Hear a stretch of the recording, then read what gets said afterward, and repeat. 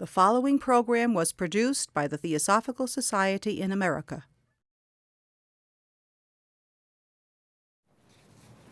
It's really a treat for me to be here with all of you.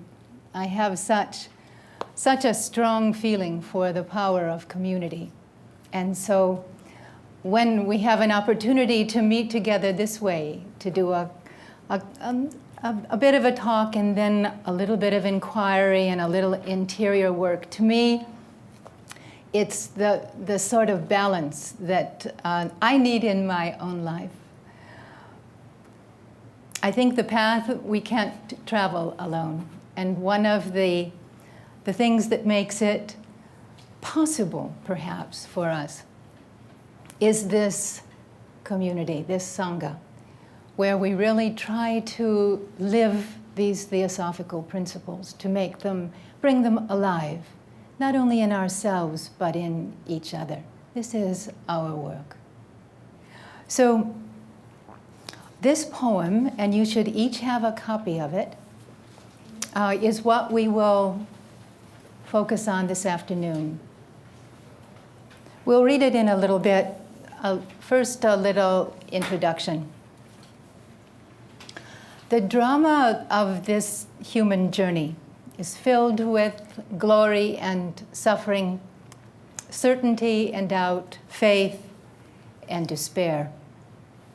Unfolding our full potential as uniquely human beings requires a conscious immersion in what we might call the forces of increase and decrease.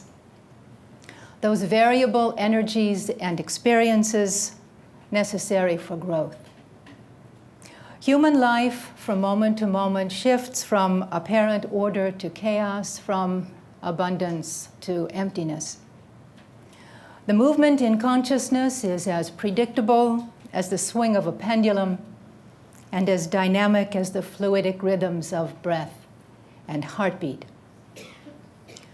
A sense of disorientation is a natural and healthy response to an unfamiliar, confusing place or situation.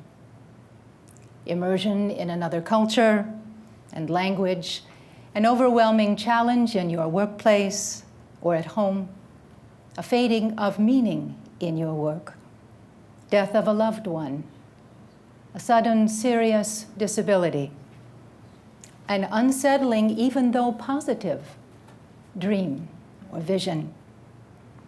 Each of us can recall times of feeling strangely out of place, not the familiar self, and not sure of the way ahead. The spiritual path is not a level and comfortable way. Madame Blavatsky described it as steep and thorny, implying a perilous climb through difficult terrain.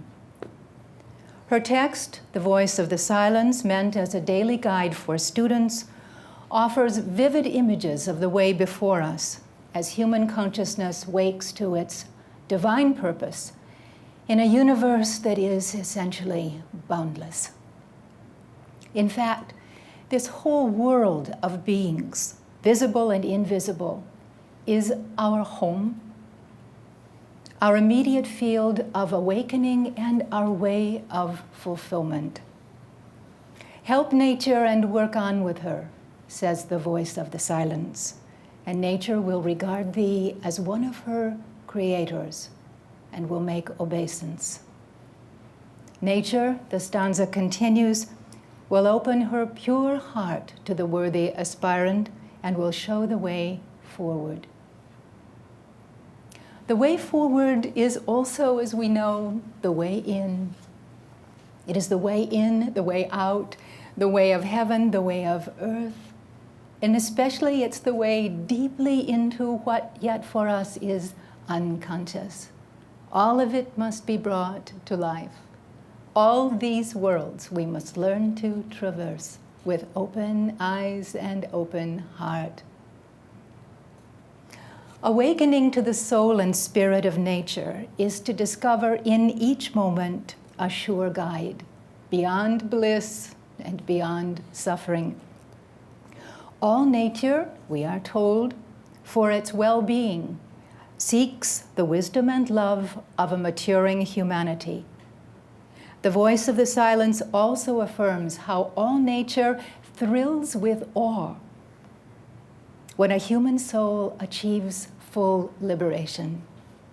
Imagine the joy and gratitude when the enlightened one, now centered in eternal nature, vows to return to us until all are found. Being lost, we may become aware of this mystic alliance with nature, known to indigenous peoples as a communion and cooperation of spirits. In his commentary, Mysticism in the Voice of the Silence, the author Susruva notes, the mystic has made a synthesis of wisdom, power, and love. And this is not only the mystic way, but also the crown of human evolution, the fulfillment of life, the sacrifice of the personal to the self-impersonal, and the entrance into the free creative life of the real. The highest conceivable power, he goes on, the true mystic's goal is to become a being of compassion and embodiment of the law of brotherhood. The poem, titled Lost, is counsel offered by a Native American elder, perhaps to a child beginning to learn to forage and explore forests alone. The poet David White comments, "Here is a poem on the matter of waking up and saving our lives. It is in the form of a story handed down from generation to generation, the kind of story that one would tell to a young boy or girl whose own life depended on the question, what do I do if I'm lost in the forest?" It has been rendered beautifully into modern English by David Wagoner, who is chair of poetry at the University of Washington. And this is the poem. Stand still. The trees ahead and the bushes beside you are not lost. Wherever you are is called here, and you must greet it as a powerful stranger, must ask permission to know it and be known. The forest breathes. Listen. It answers, I have made this place around you. If you leave it, you may come back again, saying, here. No two trees are the same to raven. No two branches are the same to wren. If what a tree or a bush does is lost on you, then you are surely lost. Stand still. The forest knows where you are. You must let it find you.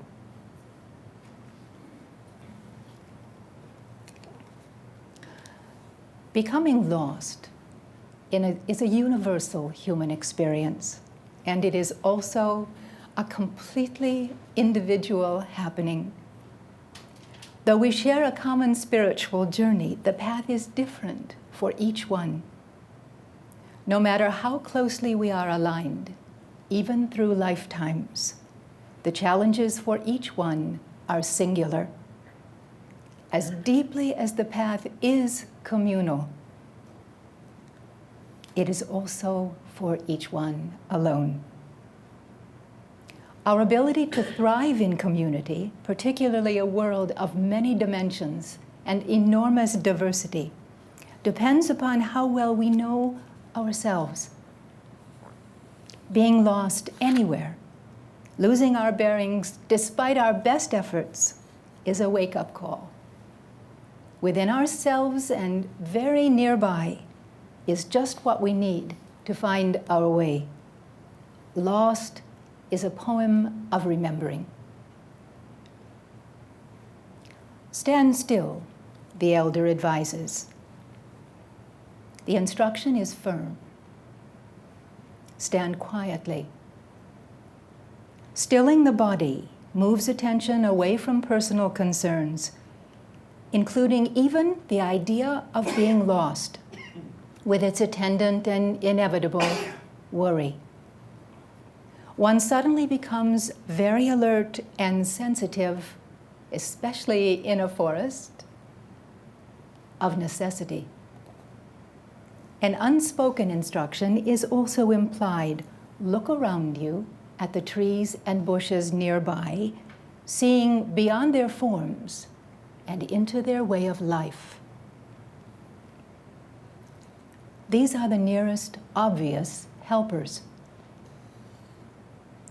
Observing the trees and bushes with respect for their innate intelligence, and in this case with a certain humility, enhances a natural exchange of both information and wisdom. We are reminded of three vital laws of the inner life. First, every being shares in the divinity of the one source, no matter what its form. Second, any creature, especially one who expresses naturally its place and purpose in life, may assist us, is a helper and a healer. Third, as the medium of communication is the divine life we share in common, support depends upon the sensitivity of our inner sight and hearing. Every encounter and conversation in daily life involves, as we know, subtle impressions, feelings, images. Guidance is often missed as we are not awake to it. Let us pause here then. Take a few deep breaths.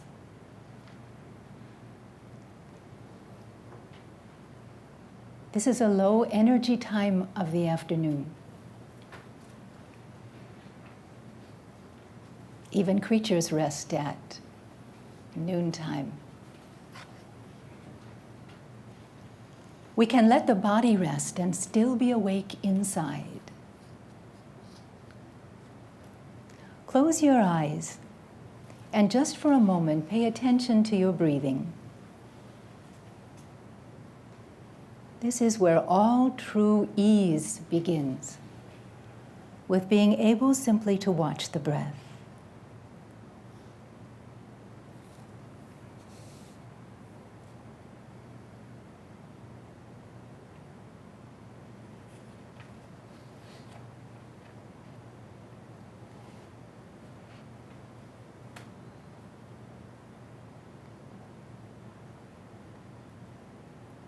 The body loves your watching because it releases the body into its own life.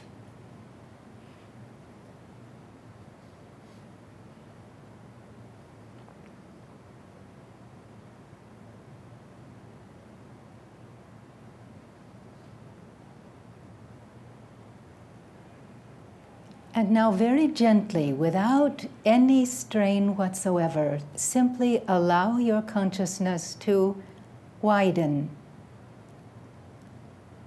Become aware of the room, your brothers and sisters.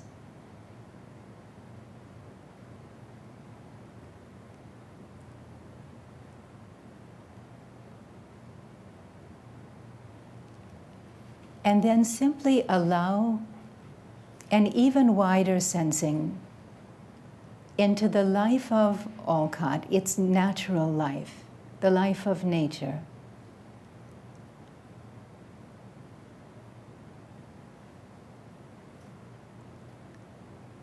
So that you begin to sense into, to allow to come into your awareness. Pine trees, maple and oak,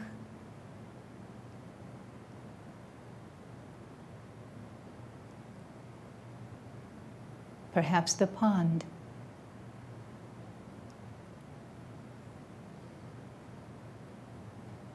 whatever draws you.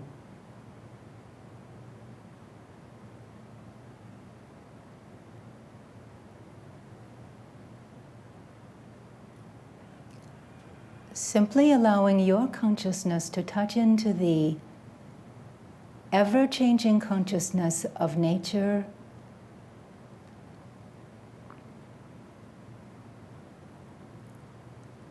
in the form of trees and grasses, animals and birds, the earth itself.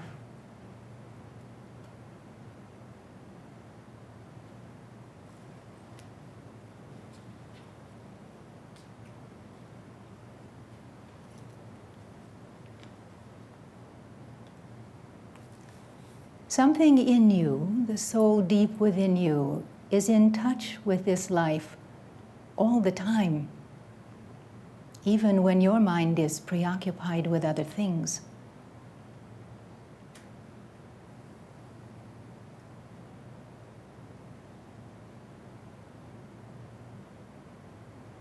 Sunshine and sky.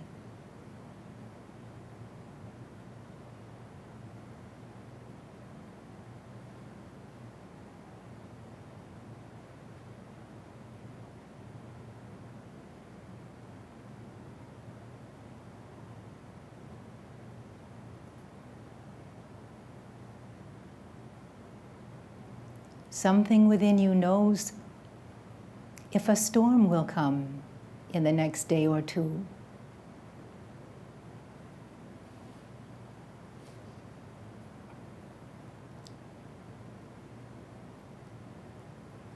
If an animal is being born or dies.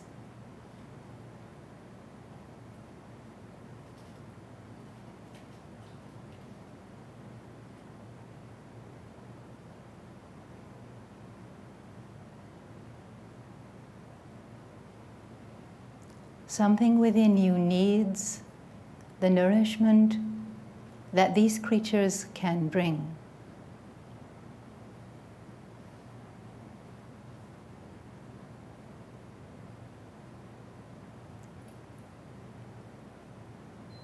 Now bringing your consciousness back again into our room.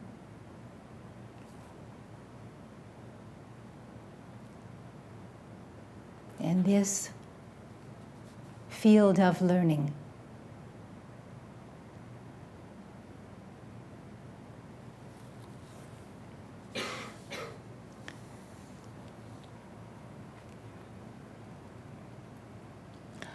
The trees ahead, the poem continues, and the bushes beside you are not lost. Wherever you are is called here, and you must greet it as a powerful stranger, must ask permission to know it and be known. We can be lost anywhere, even in familiar places with amiable companions. Losing our way happens. But observing quietly allows the center of truthfulness within ourselves to align with a larger soul world, a world which is just as much our home as this place we feel that we know so well. The forest, trees, and bushes are not lost. They are well rooted in their native soil, aligned with their place and purpose just now. Wherever in the great forest of life we stand watching is here, among these many companions on the way home. In the woodland, our consciousness blends with maple and oak and pine, with deer and raven, even perhaps a bear, as the heart opens in goodwill and perception deepens. Here, greetings are soul conversations, and they are subtle but very real. In this community, we present ourselves honestly and without shame, simply as we are, perhaps truly lost, provided we come in goodwill, hiding nothing. The spirit of the forest welcomes a kindred soul.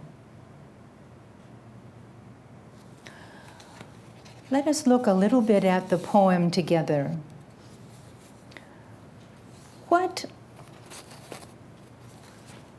What are your impressions when the native elder would say, wherever you are is called here, and you must greet it as a powerful stranger?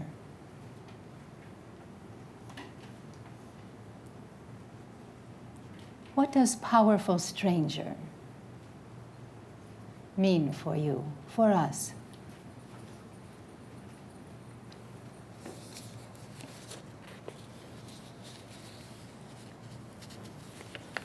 Don't.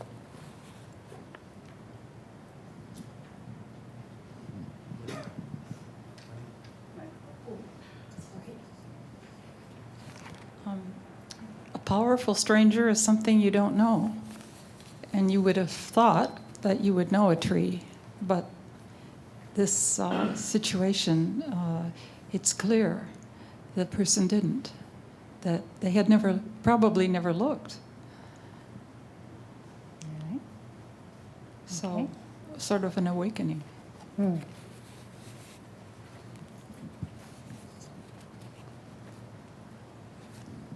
Not coming at it with preconceived ideas. Seeing it fresh. That's true. Yes. What else?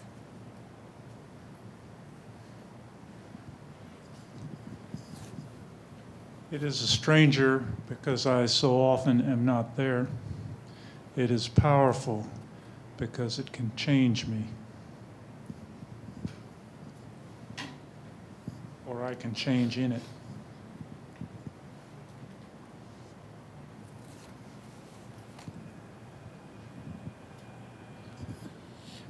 A stranger can be honest with you because they don't know you. And that's powerful. When you don't know someone, you could tell them your secrets and they're never going to tell anyone else. And that's a powerful thing.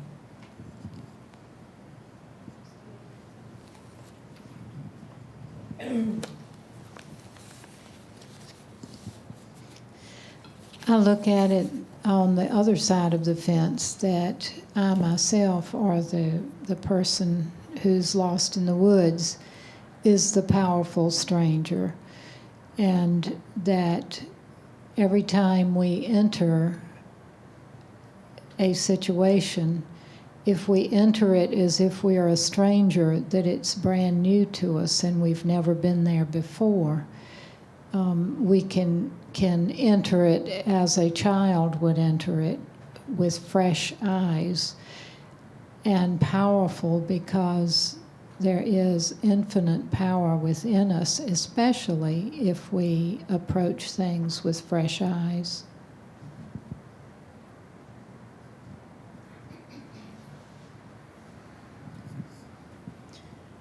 These first two lines speak to me of mindfulness. And we often find that our life takes a certain path that we hadn't really planned on. That could be the powerful stranger. It's an opportunity where we can open ourselves for growth that we had never really imagined before.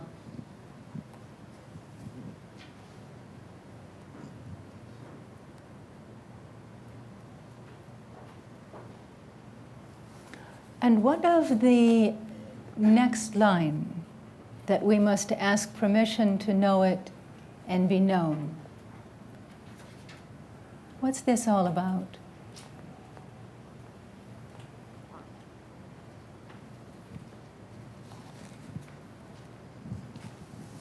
Reverence, humility.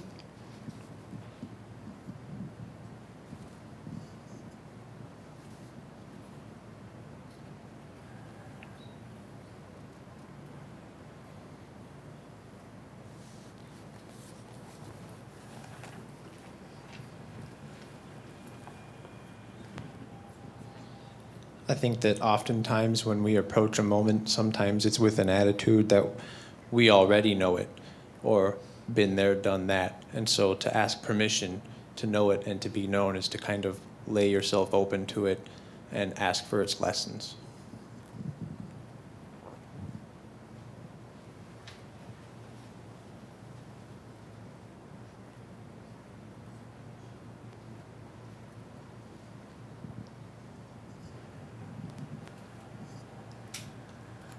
It suggests to me the known and the unknown. And when you're about to embark a journey into the unknown, it becomes powerful. And it is a stranger because you haven't yet entered those heights of consciousness. And humility is indicated.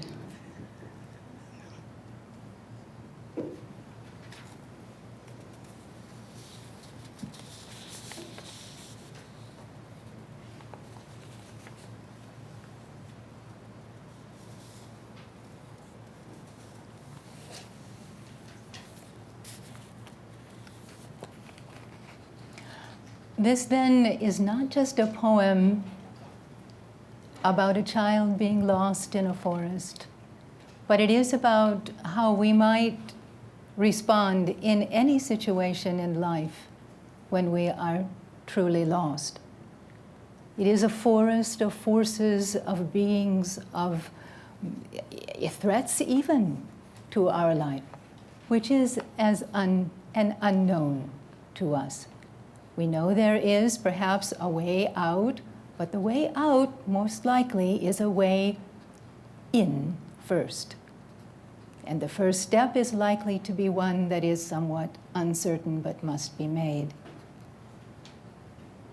This approaching a new situation, an unknown situation, perhaps a threatening situation, with the kind of humility that can wait, that can observe, that can be open to being known, as well as sensing into the new situation. All of this is about being present wherever we may find ourselves.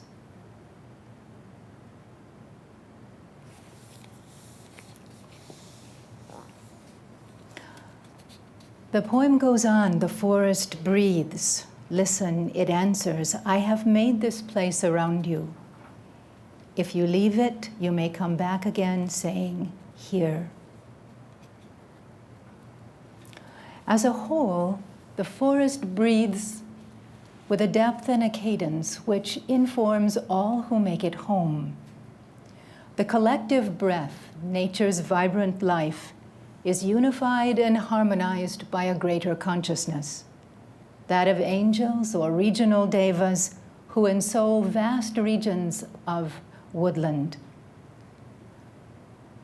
Here, working with the image of forest, listening opens us to healing rhythms and patterns which energize the human body, calm the emotions, and inspire the imagination. Truthful communication is mediated by high emotion, empathy, and compassion, which enables the human soul to be in rapport with the forest as a living presence. Perhaps belonging anywhere is as natural as attending to breath. Finding a hidden path or forging a new path begins with full presence. Here, seeing, listening. The path then unfolds before us through mindful participation in a wider life. It begins in most religious traditions with commandments and practices to transform relationship. Spiritually, we are individuals with a unique place and purpose, always, moment by moment, in communion with the whole.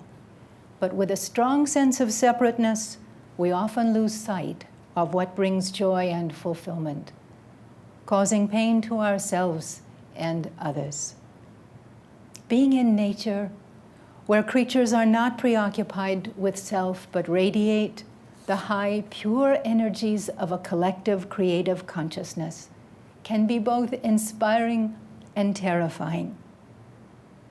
There is no protection, no immunity from discomfort for us on the path. The step forward may be one into danger. We may fail to find our way for a while. There is no protection, no unfailing guardian or guide. All we have within us, as the voice of the silence has suggested, is what is called the light of daring, burning in the heart.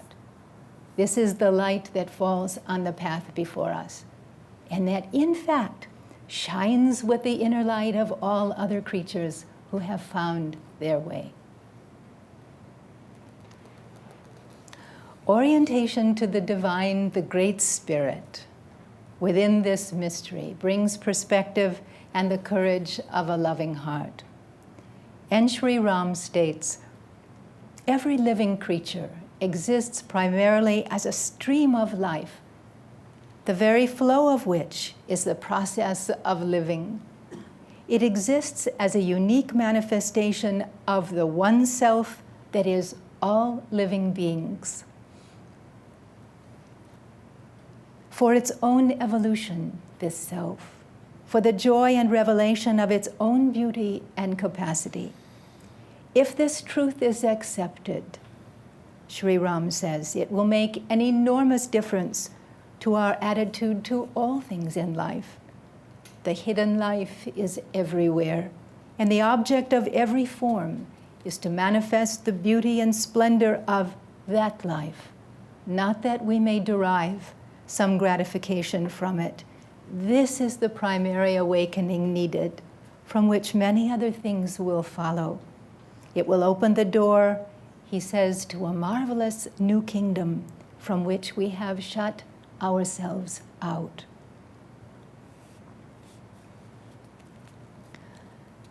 No two trees are the same to raven. No two branches are the same to wren. If what a tree or a bush does is lost on you, then you are surely lost. Survival in the forest demands keen perception, the alertness and discernment natural to raven, wren, and other creatures whose lives depend upon attention to detail.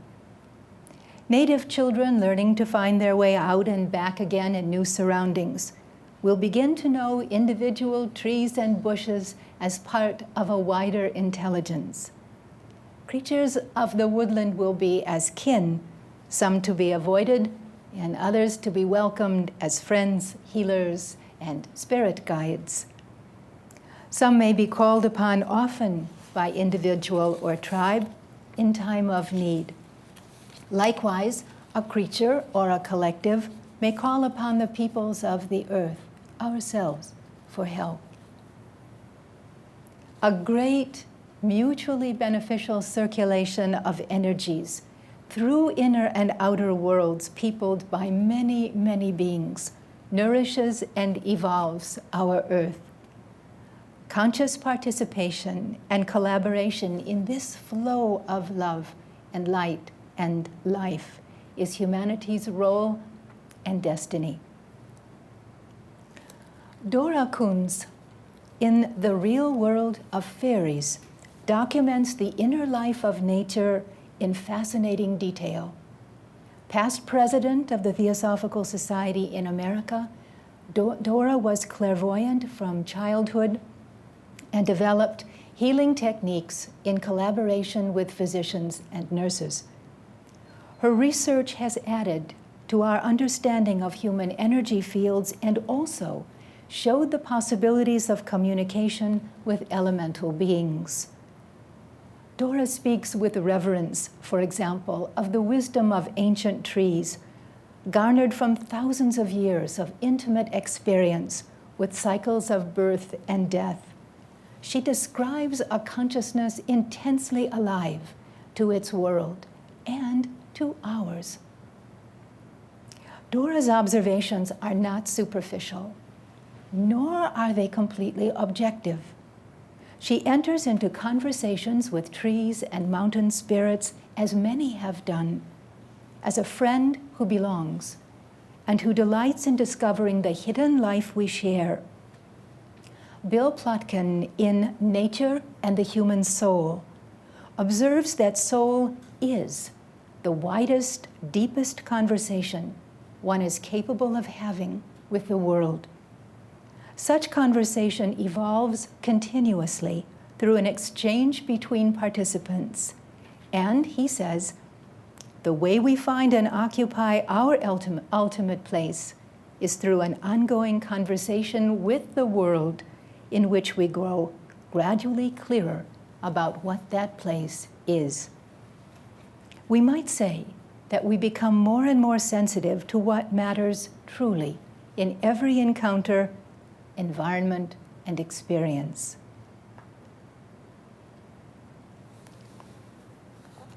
Now, just for a few moments, let each of us reflect on our own life.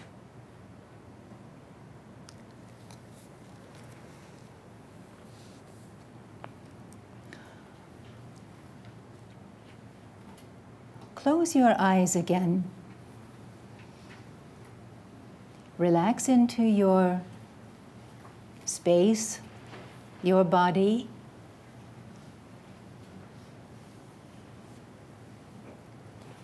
And some of you may even wish to write, which will be fine. You might journal a few lines, or just be aware of what arises.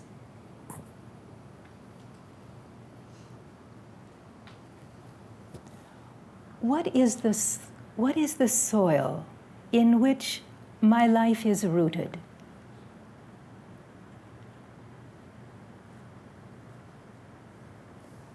Especially, what is the inner environment in which I am sinking deep parts of myself?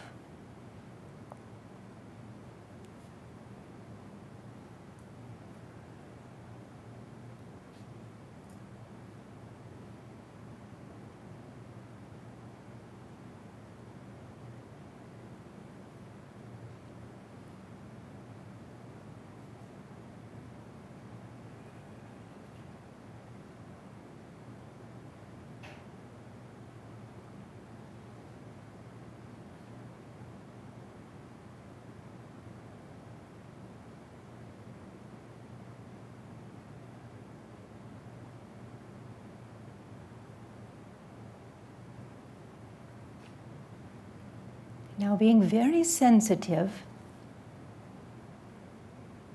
and this is, of course, to your inner life, how deeply am I rooted?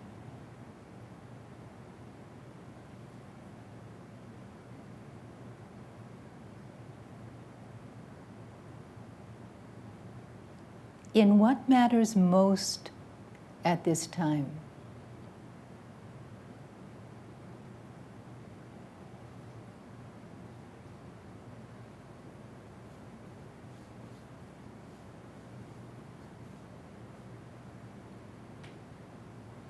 This is a felt, intuitive sense of how deeply we are centered.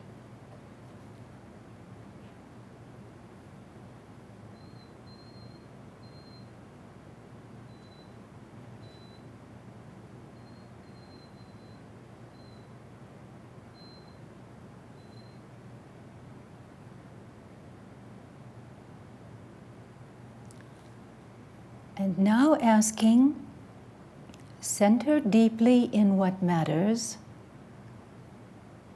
What one strength am I being encouraged to bring to those in need?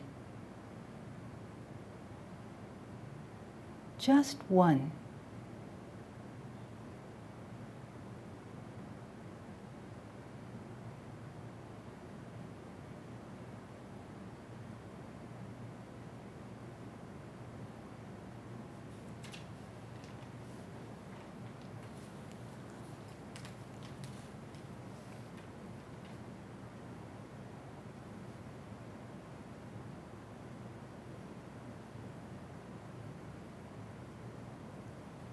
And becoming aware of this strength I have to give, that the world is calling out of me, can I relax into it and allow the energy from deep within me, where I am rooted, to flow through this strength, this gift?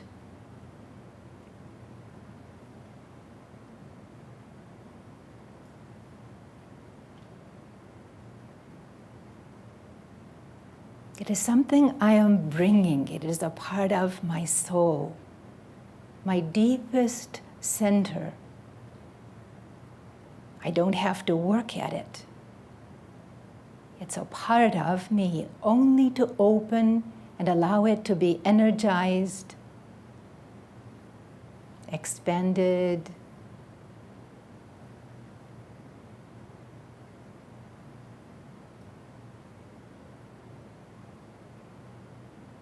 It is a presence one can bring.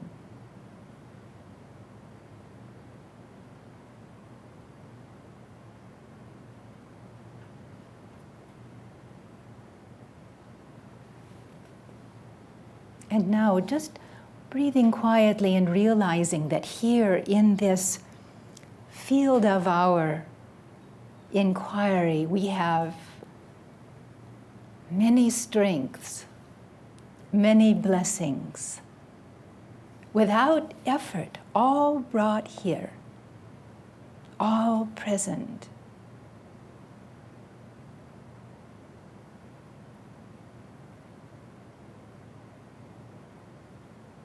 Forming a kind of creative field where anything can happen if there is freedom to explore, freedom to create, freedom to grow together.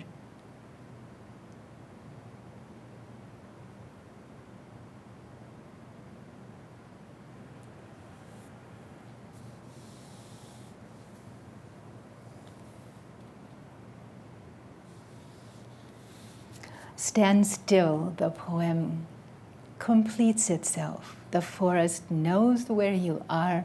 You must let it find you.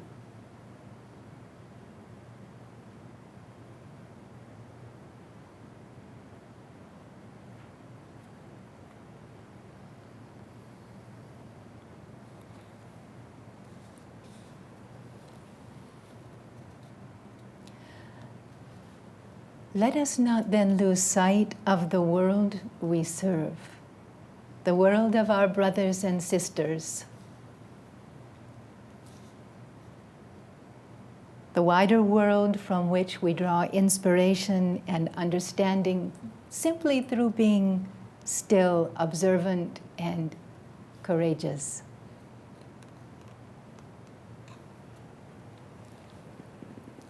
These are the words again of Bill Plotkin from Nature and the Human Soul. They will be familiar to you.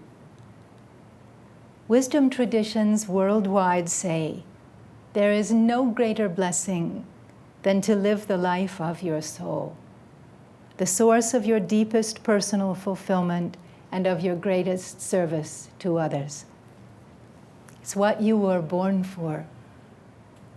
It is the locus of authentic personal power, not power over people and things, but rather the partnership with others, the powers to co-create life and to cooperate with the evolving universe.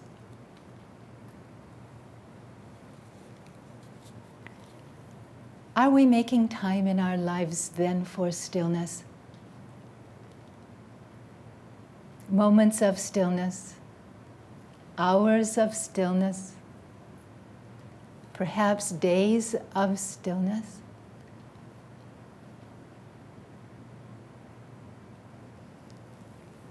Together we will discover then in community a way of belonging through the blessing of being lost. And somehow, fortunately, we are not all lost together. We take turns. But knowing when a brother or sister is foundering, is faltering, needs our support. Freedom to be lost. Freedom to find their own way with sometimes minimal support from us. This is the sensitivity that's needed for each of us. Can we support each other in a way that allows freedom, perfect freedom, with just enough structure so that folks can stay grounded? Not in my life or yours, but theirs. Sri Ram has said in one of his books that we need to learn how to help people or even speak to people in their own words, in their own way, which calls for an extraordinary empathy. Something beyond sympathy, which is sometimes tinged with my likes and dislikes or expectations. But empathy is truly to put oneself in the place of another. And to be compassion is really to be present for another, understanding that the suffering is shared. The sense of being lost is shared. Your loss is mine. Can I be present for you in a way that strengthens you in your way? So these are some of the challenges we face day by day in our study groups, in our lodges, in our national organization. At home in Crotona, we face this same challenge. Sometimes even as an organization or a community, or in my school, we feel lost. What's the next step? What is the field of our service? Do we really understand those whom we're here to serve? Can we speak to them in their own language? This is the key. And the source of renewal, the place of renewal from which we draw this energy that sustains us as world servers, is a deep place. It's a place that can only be accessed by going deeply into silence, facing what happens to be there, and then coming back from that silence with hands filled with something to give.